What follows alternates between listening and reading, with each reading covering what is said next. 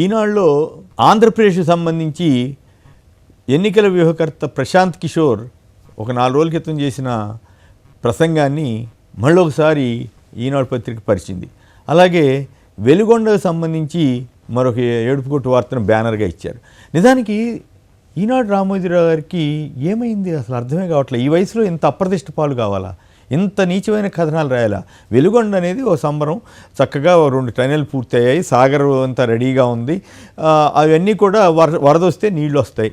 ముందు అసలు పూర్తి చేసినందుకు అభినందించకపోగా ఇట్లాంటి దారుణమైన వార్తలు రాశారు.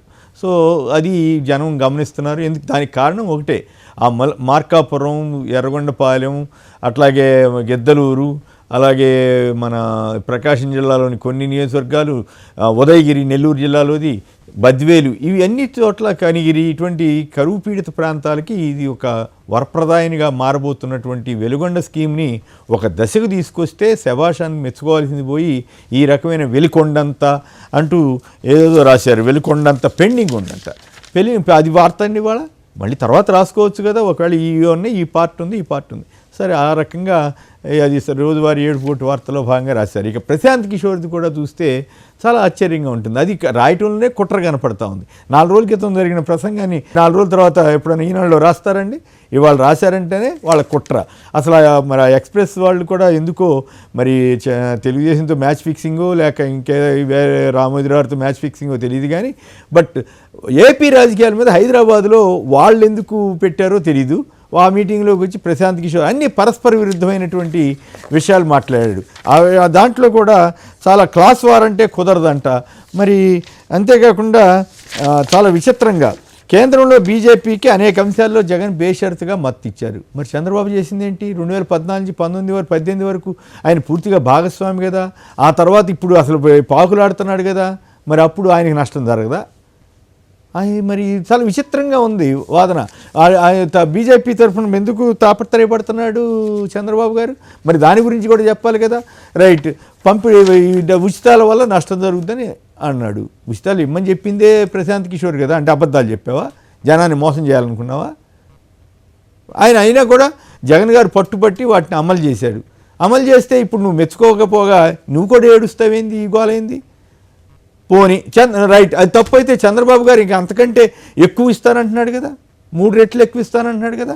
మరి దాని ఇదే చంద్రబాబు, ఇదే నీకు తెలుగుదేశం వాళ్ళకి బుద్ధి ఉందా లేదా అని అడగాలి కదా ప్రశాంత్ కిషోర్. అది కుట్ర అనేది అర్థం చేసుకోవాల్సింది ఏంటంటే, ఇలాంటి వాళ్ళందరినీ ప్రయోగించి ఆ జగన్ మీద మొత్తం వీళ్ళందరినీ ప్రయోగిస్తున్నారనమాట. ఒకళ్ళు కాదు, ఇద్దరు కాదు, ముగ్గురు కాదు.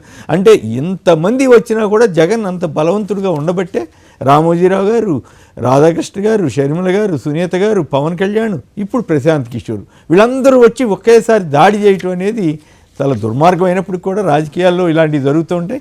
అంటే దీన్ని బట్టి జగన్ ఎంత బలాఢ్యుడిగా ఉన్నది మనకి అర్థమవుతూనే ఉంటుంది. ఇంకోటి, విశాఖపట్నం, విజయవాడ ప్రజలు అభివృద్ధి కోరుకుంటారు అన్నారు. మంచిదే, మీరు వెళ్ళి ఒకసారి విశాఖపట్నం వెళ్ళి చూడండి.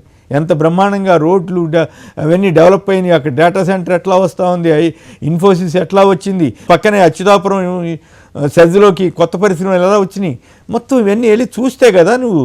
ఒకసారి విజయవాడ కూడా వెళ్ళి చూడండి, అక్కడ వంతెనలు ఎలా కట్టారు, అక్కడ కరకట్ట పక్కన చంద్రబాబు గారు ఇన్నేళ్లుగా చేయలేని పని జగన్ గారు ఎట్లా చేసి చూపించారు, అంబేద్కర్ విగ్రహాన్ని ఎట్లా స్థాపించారు, ఇవేమీ చూడకుండా కళ్ళు మూసుకుని బీహార్ నుంచి వచ్చి బీహార్ డకాయిటీ బందిపోటు వీడు ప్రశాంత్ కిషోర్ అన్నాడు నమ్మొద్దు అని చెప్పిన చంద్రబాబుకి నువ్వు భయం చేసే పరిస్థితిలో పడ్డావుంటేనే ప్రశాంత్ కిషోర్ యొక్క కుట్ర స్వభావం లేకపోతే ఆయన వైఫల్యం అర్థమవుతుంది. మోడీ గారితో కూడా మొదట పనిచేశాడు. తర్వాత మోడీ గారు ఇదే ఎందుకో ఈ ప్రశాంత్ కిషోర్ నీ లక్షణం తెలుసుకున్నాడో ఏమో వదిలేశాడు. వదిలేసిన తర్వాత ఆయన కూడా గెలిచాడు, ఒకసారి గెలిచాడు, మళ్ళీ గెలవబోతున్నాడు. ఈయన చెప్పినట్లుగా మరి తెలంగాణలో కేసీఆర్ గెలిచి ఉండాలి కదా, అప్పుడు చెప్పాలి. ఇప్పుడు ఇంకా కేసీఆర్ని విమర్శిస్తున్నాడు.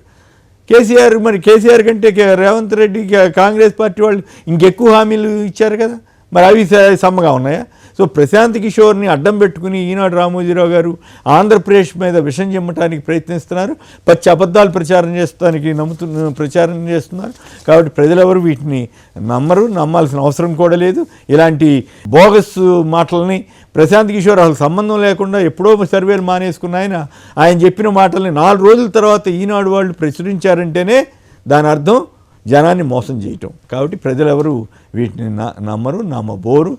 జగన్ తన బలాన్ని మరొకసారి ఇలాంటి వ్యాఖ్యల ద్వారా ఇట్లాంటి వాళ్ళు చేసే వ్యాఖ్యల ద్వారా జగన్ ఎంత బలంగా ఉంది అర్థమవుతుంది. కాబట్టి ప్రజలెవరు మోసపోవద్దని మాత్రం నేను చెప్పదలిచాను.